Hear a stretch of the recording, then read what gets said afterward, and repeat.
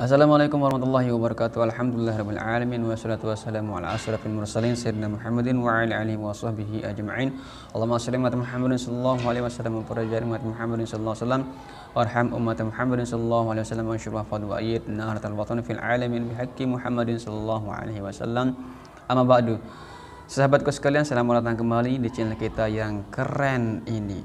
Nah, sahabatku sekalian, di kesempatan kali ini saya ingin menceritakan teman-teman tentang pertolongan Allah Subhanahu wa taala yang saya alami secara pribadi dulu ketika saya berada di bangku ma'had. Ya, ketika saya masih berada di bangku ma'had pada beberapa tahun silam. Waktu itu saya ditabrak dari belakang, akan tapi saya tidak kenapa-napa. Nah, sebelum kita lanjut bahas kronologisnya, alangkah baiknya bagi teman-teman yang baru bergabung di channel ini, silahkan tekan tombol subscribe seperti di bawah ini. Kemudian aktifkan lonceng notifikasinya biar teman-teman mendapatkan informasi terbaru dari channel kita yang keren ini. Nah, teman-teman, sebagaimana biasa, seperti biasanya saya ingin menyapa para subscriber saya, para viewer saya ingin memberikan apresiasi yang setinggi-tingginya ucapan terima kasih saya kepada teman-teman sekalian yang telah menyediakan waktunya, kesempatannya untuk menonton channel kita yang keren. Baik teman-temanku sekalian, kita mulai. Cerita ini sengaja saya ungkapkan teman-teman agar menguatkan keyakinan kita kepada guru besar kita, Tuan Guru Haji Muhammad Zainuddin Abdul Majid. Pada waktu itu saya saya pulang ke rumah saya dari pondok ke rumah, ya, dari pondok saya di Anjani ke rumah. Di tengah perjalanan, biasanya saya itu berjalan ke pelan pakai sepeda motor berkendaraan, saya pelan sekali. Dan tengah perjalanan itu saya ditabrak oleh seseorang dari belakang dan saya tidak sadar, teman-teman. Ditabrak itu saya tidak sadar. Saya baru sadar ketika motor saya sudah berada di pinggir jalan. Motor itu berada di pinggir jalan. Nah, kemudian saya tidak kenapa-napa, saya langsung berdiri di jalan raya. Dan motor itu jauh dari jalan raya itu sekitar 2 meter lebih, ya. Motor saya yang saya gunakan jaraknya dari jalan raya itu sekitar lebih lah 2 meter dari jalan raya. Dan uniknya saya itu tidak kenapa-napa, saya langsung berdiri di tengah jalan raya itu, tempat saya ditabrak itu.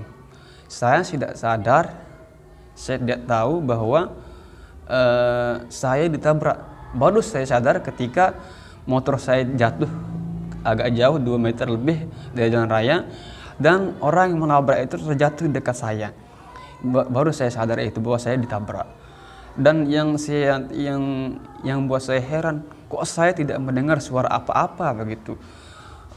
Saya tidak mendengarkan suara apa-apa di belakang. Kan biasa ditabrak saya dari belakang, orang ini ngebut, anak masih muda dia ini tabrak saya, tok, lampiran saya. Itu yang saya herankan, kok saya tidak mendengarkan apa-apa begitu. Biasanya kalau di jalan raya itu kan kita bisa mendengar suara bising-bising banyak kendaraan yang berlalu lalang. Akan tapi saya tidak mendengar sesuatu apapun. Baru saya sadar ketika saya ditabrak. Dan saya berdiri di tempat jalan raya itu. Kemudian motor saya yang saya gunakan jaraknya 2 meter kurang lebih lah di jalan raya, di samping jalan raya itu.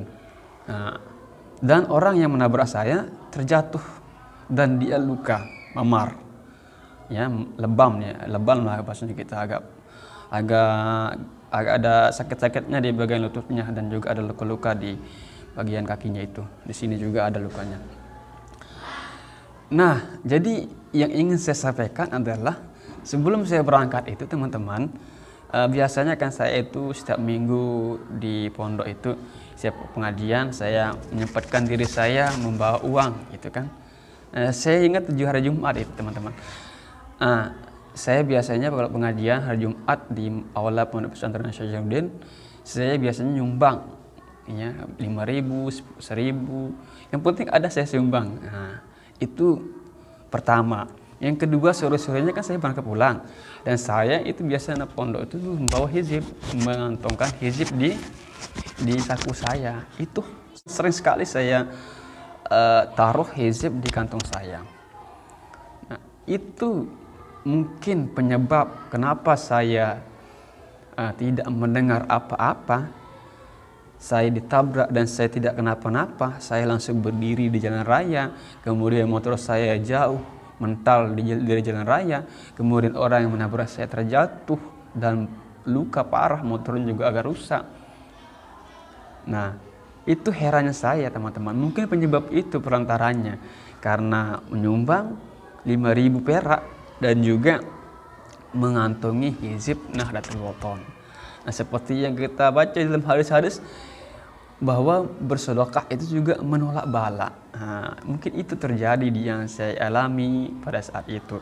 Dan juga dari kisah foto Al-Maghfulah Pak Maulana Syekh juga bisa menjadi penyebab, bukan mau Pak Maulana Syekh ya, karena kita mengantungi fotonya para ulama, mungkin dari sana Allah melindungi kita perantara kita mengantungi hizib Nahdlatul Wathon atau fotonya Al-Maghfulah Bapak Maulana Syekh Tuanku Raja Muhammad Zain Abdul Majid.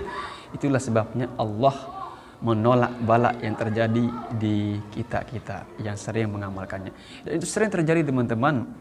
Tapi ini khusus buat teman-teman para subscriberku yang setia mengikuti channel ini. Saya bagikan teman-teman, dan silahkan teman-teman jangan pernah tidak mau untuk bersedekah. Walaupun 5.000, 1.000, berapapun adanya silahkan bersedekah. Bisa saja dengan sedekah kita itu menyebabkan kita semulanya kita akan terkena mendapatkan musibah, akan tapi dengan musabab kita bersedekah, Allah menghindarkan musibah itu dari kita. Dan juga bisa saja mungkin waktu itu kita akan mendapatkan perihal-perihal yang negatif, akan tapi dengan sebab kita mengantung hizib Nahdlatul Wathon atau fotonya Al-Maghfulah Bapak Maulana Syekh, Allah akan menghindar kita dari tipu daya atau perbuatan negatif orang-orang yang tidak bertanggung jawab. Nah teman-teman, ini saja yang dapat saya ceritakan kepada teman-temanku sekalian. Semoga ada manfaatnya bagi teman-temanku sekalian. Yang mudah-mudahan ini menjadi pelajaran bagi saya juga untuk terus istiqomah dan yakin tentang sedekah, dan juga kepada keyakinan kita kepada guru besar kita Al-Maghfulah Bapak Maulana Syekh Tuan Guru Haji Muhammad Zainuddin Abdul Majid. Oke sahabatku sekalian, sampai di sini sekian. Assalamualaikum warahmatullahi wabarakatuh.